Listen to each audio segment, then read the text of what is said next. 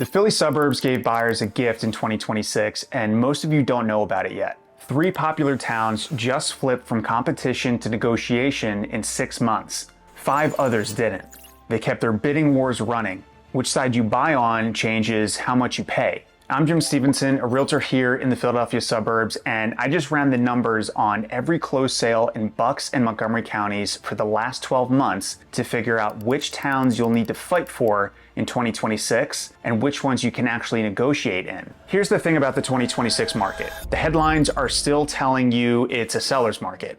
And in the aggregate, that's still true. But what the aggregate hides is that the suburbs split. The Philly suburbs basically became 2 different markets this year, and most buyers don't know which side they're standing on. Some towns are still in full competition mode. Buyers showing up with multiple offers and going $20,000 to $30,000 over asking. Other towns less than 15 minutes away, sellers are cutting prices and quietly accepting offers under list. Same metro area, same school quality, 2 completely different buyer experiences. I pulled every closed sale in Bucks and Montgomery Counties for the last 12 months. I split the data into 2 halves. The most recent 6 months versus the 6 months before. Then I scored every town with enough sales on 4 signals. Did prices go up or down? Did homes sell faster or slower? Did the share of homes selling over asking grow or shrink? And did the share of homes that had to cut their price grow or shrink? The towns where most signals point up are still in competition mode. You'll need to bring your A game on offers and timing. The towns where most signals point down, those are the ones where you finally have room to negotiate. And this is the exact analysis I run when relocating buyers come to me asking how aggressive they need to be in the town they're considering, because the data moves before the listings do. So here are the 5 Philly suburbs where you'll need to compete hard in 2026. And then I'll show you the 3 where the data says buyers finally have real negotiating room. First one, Langhorne. Median sold price, $540,000. Neshaminy School District, Lower Bucks. You're probably looking at Lower Bucks and fixating on Newtown. That makes sense. Newtown's the name brand. Newtown's where everybody points to. But Newtown's median is now sitting at $656,000. And the data says momentum is going the wrong way. Prices are down 4%. Share of homes selling over asking dropped 10 points in 6 months. Langhorne is going the other direction. Prices are up.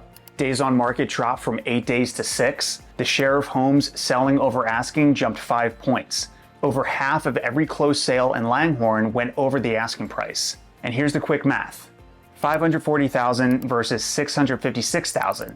You're saving $116,000 on the median home for a 15-minute difference in zip code. Different school district, similar general access to I-95. The buyers showing up in Langhorne are choosing the math over the name brand. What this means for you: if you're shopping Langhorne, plan to write at or over asking. The 50% above ask rate tells you the seller's expectation is already at list. This is an execution market. Different schools, different play. The next town is at the complete opposite end of the rising list, and it's flashing the strongest single signal in the entire data set. Town 2, New Hope. Median sold price, $943,000. New Hope Soulbury School District, Rivertown. Now here's what's interesting about New Hope.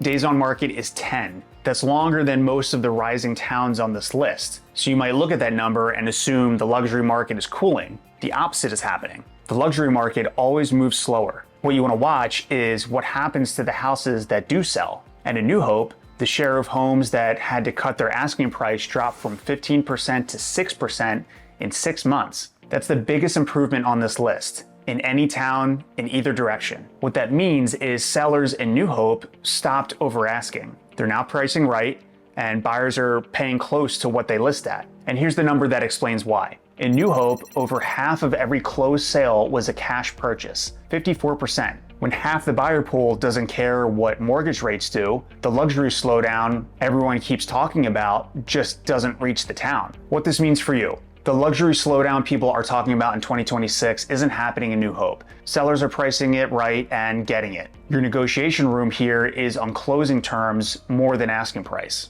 That's the top of the price band. The next 2 rising towns are different. They don't show up in the relocation articles.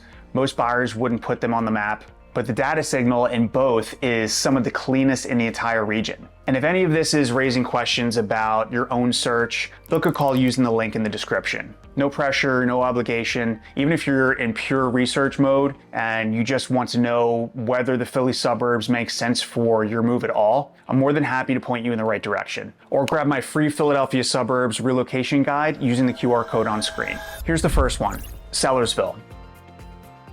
Median sold price, $470,000. Penn Ridge School District, Upper Bucks. Two metrics jumped off the page.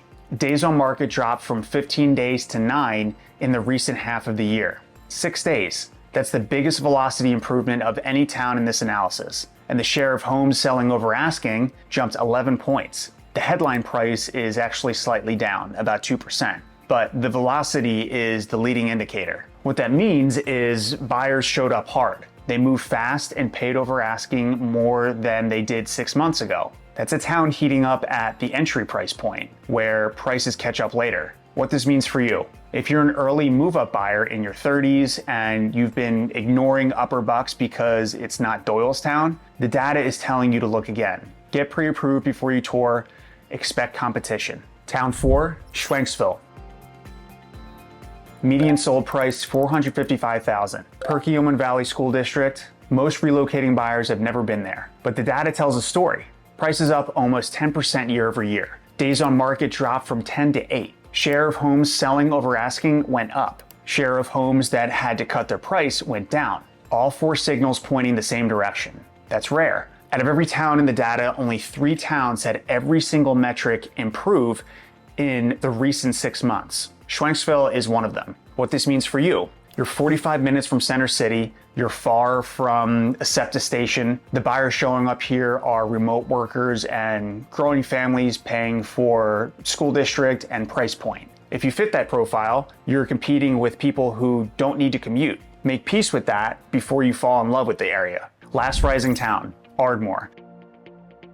Median sold price, $545,000. Lower Merion School District, the main line. Lower Merion as a whole is one of the cooling stories of 2026. The district median is sitting at $877,000. Prices are down 5%. Share of homes over asking dropped. The main line at large is actually flipping toward buyers in 2026. We're going to get to that side of the story in a minute, but inside Lower Merion, there are pockets doing the opposite. Ardmore is the most dramatic one. Prices up 14% year over year. The share of homes selling over the asking price jumped from 43% to 57%. Over half of every closed sale in Ardmore in the recent 6 months went over what the seller asked. The one caveat is the sample size.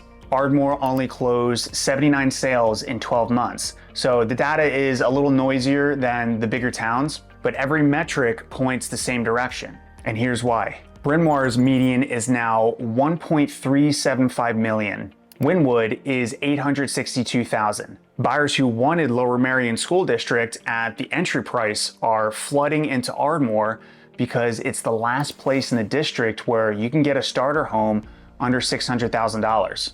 What this means for you: if you want Lower Merion School District at the entry price, Ardmore is the only door left, and the door is crowded. Be ready to write strong offers and move fast. So that's the 5 towns where you'll need to compete.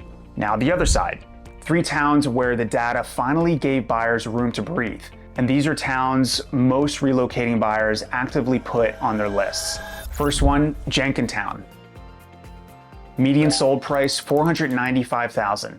Abington and Jenkintown school districts, walkable downtown and train access to Center City, the kind of town relocating buyers keep on their A-list. You're probably thinking Jenkintown should still be a hot market because it has every feature relocating buyers say they want. That makes sense on paper, but here's what the data is actually doing. Days on market went from 8 days to 33. That's a market where buyers stopped showing up. Sellers stopped seeing the urgency they were counting on. The share of homes that had to cut their asking price went from under 10% to almost 26%. Almost 1 in 4 sellers in Jenkintown is now cutting their price before they close, and prices are down 11%. And the tax piece matters here. Jenkintown's effective tax rate is 1.69%, highest of every town I looked at. On a $500,000 house, That's $8,500 a year, about $700 a month on top of your mortgage. What this means for you: if you've been priced out of Jenkintown for the last 3 years, the door just opened. Sellers cutting prices means you can write at or under list and have it taken seriously. Use the high taxes as a negotiation point. Ask for seller concessions at closing to offset the first year of property taxes, and you'll actually have a chance to get inspections done here. Number 2, Conshohocken. Median sold price $530,000. Colonial School District, young professional hub. The reductions metric on Conshohocken is the one to watch. 6 months ago, about 5% of sales had to cut their asking price. Today, 21%. That's 4 times higher. Days on market went from 9 days to 16. Share of homes selling over asking dropped 11 points. This is a town that was running hot a year ago and just isn't anymore. What this means for you: if you've been waiting on Conshohocken because the entry-level market was unreachable, the data just changed your situation. Watch for sellers who originally listed in early 2026 with 2025 pricing. Those are the ones with the most room to come down. Write offers with full inspection contingencies. The market isn't going to punish you for being thorough anymore. And here's the move most buyers miss in a cooling town: don't just push the price down. Ask for a seller assist and put it toward buying down your interest rate. A $15,000 assist aimed at your rate instead of your closing costs can save you a couple $100s a month for years. In a town where sellers are finally saying yes, that's the ask that actually changes your payment. And the third one is the one that surprised me the most: Ambler. Median sold price around $645,000 across the greater Ambler area. Wissahickon and Upper Dublin school districts, great walkable downtown. This is the town most relocating buyers won't see coming. 6 months ago, Ambler was running as hot as anywhere in Montgomery County. Today, the data tells a different story. Days on market doubled from 6 days to almost 12. Share of homes selling over asking went from 58% to 43%. The share of homes that had to cut their asking price almost quadrupled from 3% to 13%. And there's one Ambler-specific thing to know before you even start touring. The town sits across 2 school districts, and the tax gap between them is bigger than what most buyers expect. On the Wissahickon side, the effective tax rate runs under 1%. On the Upper Dublin side, it's closer to 1.5%.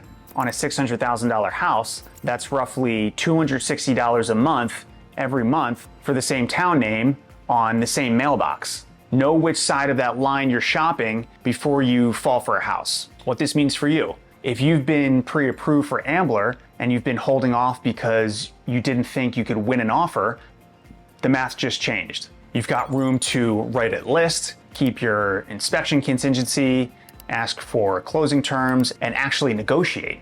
And here's the line worth remembering for any of these negotiation towns. This is what I call the listings lag. The data moves first, Zillow catches up second. By the time the price reductions show up in the listings you're scrolling, the smart buyers have already moved on it. So here's the whole video in 2 sentences. The 5 rising towns reward preparation before the showing.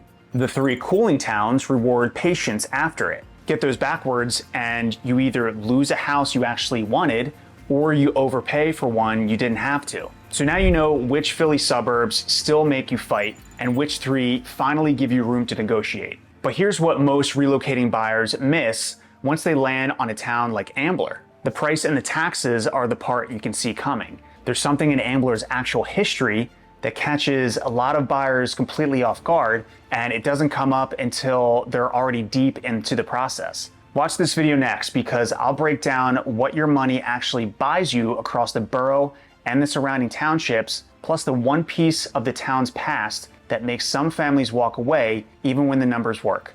Thanks for watching, and I'll see you next time.